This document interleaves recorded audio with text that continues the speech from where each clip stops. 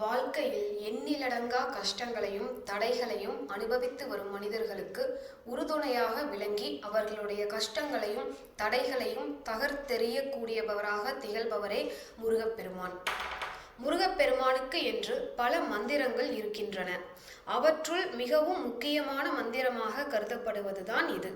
காரணம், இந்த மந்திரத்தை சிவபெருமான் முருகனுக்காக அருளிய மந்திரம் என்று கூறப்படுகிறது.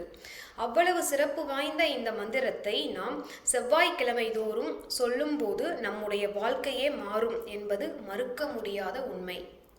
செவ்வாய்க்கிழமை காலையில் பிரம்ம முகூர்த்த வேளையில் எழுந்து குளித்து முடித்துவிட்டு பூஜை அறையில் முதலில் விநாயகரை வணங்க வேண்டும். பிறகு முருகரின் புகைப்படத்திற்கு முன்பாக ஒரு அகல் விளக்கை ஏற்றி வைத்து அவரை பார்த்தவாறு 108 முறை நிறுத்தி நிதானமாக இதை கூறுங்கள். பொதுவாக எந்த மந்திரமாக இருந்தாலும் அதை நாம் அவசரமாக கூறக்கூடாது. நிறுத்தி நிதானமாக ஒவ்வொரு வார்த்தையையும் உணர்ந்து கூற வேண்டும். இவ்வாறு கூறுவதால் நமக்கு எண்ணிலடங்காத பலன்கள் கிடைக்கும் என்பதில் எந்த ஐயமும் இல்லை. ஓம் நமோ குமாராய நம, இதுவே அந்த சிறப்பு மிகுந்த மந்திரம். இந்த மந்திரத்தை உச்சரிக்கும் பொழுது நம்முடைய கைகளில் முருகனின் பிரசாதமாக திருநீற்றை வைத்துக் கொள்ள வேண்டும்.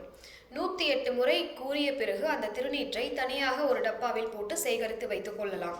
இந்த விபூதியை நாம் தினமும் நெற்றியில் வைத்து வர நம்முடைய தலைவிதியே மாறும் என்று கூறப்படுகிறது. மேலும் இந்த விபூதி நோய்களை தீர்க்கும் மருந்தாகவும் திகழும். இந்த மந்திரத்தை நாம் உச்சரிப்பதால் நமக்கு இருக்கக்கூடிய கஷ்டங்கள் அனைத்தும் நீங்கும், தடைகள் அனைத்தும் தகர்த்தெறியும், நோய்கள் தீரும், கடன் பிரச்சனைகள் அகலும், மனக்கவலைகள் தீரும், குடும்பத்தில் மகிழ்ச்சியும் நிம்மதியும் செல்வமும் செல்வாக்கும் உயரும். நன்றி.